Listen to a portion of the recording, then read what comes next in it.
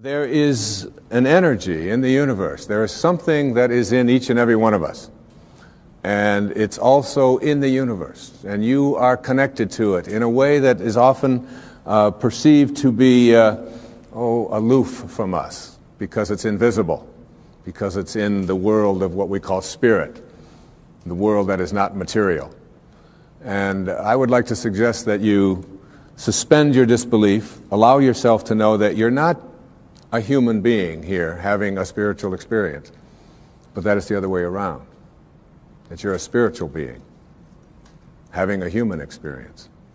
And the quality of your human experience is really much more dependent upon how you use this invisible intelligence and how you connect to this energy. And once you have an awareness that you can never be separate from it, that you and it, and whatever you call it, it doesn't matter. It doesn't matter if you call it God, if you call it divine presence, if you call it soul, if you call it spirit, if you call it consciousness, if you call it Christ consciousness, you can call it Buddha consciousness, you can call it Louise, you can call it Edna, you can call it Ralph. Alan Watts once said that you can't get wet from the word water.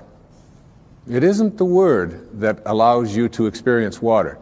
And whatever it is that you call it is something that is distinct from what it is. When I was walking in here this evening on these beautiful grounds, I saw some people looking at the flowers and the different plants that were growing. And as they were looking at them, there was one person who was obviously an expert, a botanist of some kind, and he was trying to explain to each one of the people what the name was, the technical name for each one of the flowers. And I was watching that and thinking, it doesn't matter what you call it. Can't you enjoy? Look at that thing. It's orange, and it just came out of nowhere. There's something very profound about enjoying it and being there with it, rather than being obsessed with labeling it. There was a very famous Danish theologian. His name was Søren Kierkegaard. He once said that once you label me, you negate me. Once you place a label on me and put me into a compartment or a category of some kind, I must then become what it is that you have labeled me to be. So that we want to be able to live our lives and to practice principles of higher awareness without being so consumed with what I call ordinary human awareness. And ordinary human awareness is just the recognition or the belief system that I am a human being. Maybe I'm having a spiritual experience, I'm not quite sure. But higher human awareness, what is sometimes in the East called Siddhi awareness. In the West, it's been called higher consciousness or Christ consciousness. There's many names for it. But when you get beyond just knowing yourself as this body and this personality and this thing that you inhabit, and begin to realize that who you are is that which was never born and can never die, when you recognize your eternal self. And that's what this program is really about. It's really about recognizing the power, the energy, the capacity to be able to do what it says in some of the most holy books that you've ever read, that even the least among you can do all that I have done, and even greater things. And that's not just empty words from Holy Scriptures. That's a very powerful lesson that each and every one of us can practice and live every day. What I'd like to suggest to you, and what this program is really about, is that there are higher levels of awareness that are available to us. A level of awareness that allows us to do things like, and it may sound a bit strange, but to manage the coincidences of our lives. To be able to place our attention on what it is that we would like to create for ourselves in our lives.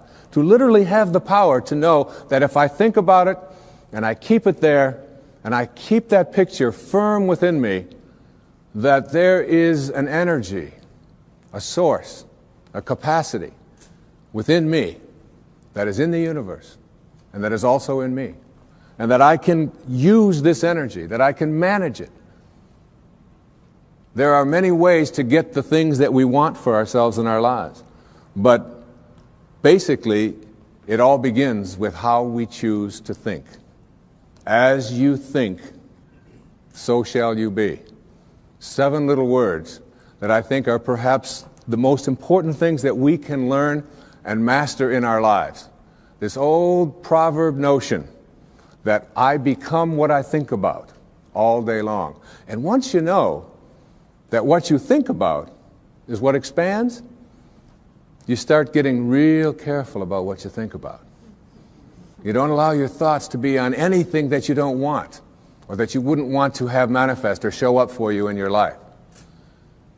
Emerson said, the ancestor to every action is a thought.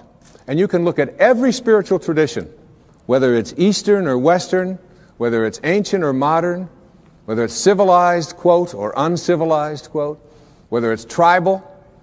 And there is, in all of these persuasions, this idea that inside each and every one of us, in a place that is not material, in a place that has no dimensions, in a place that has no boundaries, that in each and every one of us, we have this power, and we have this intelligence, and you can never see it.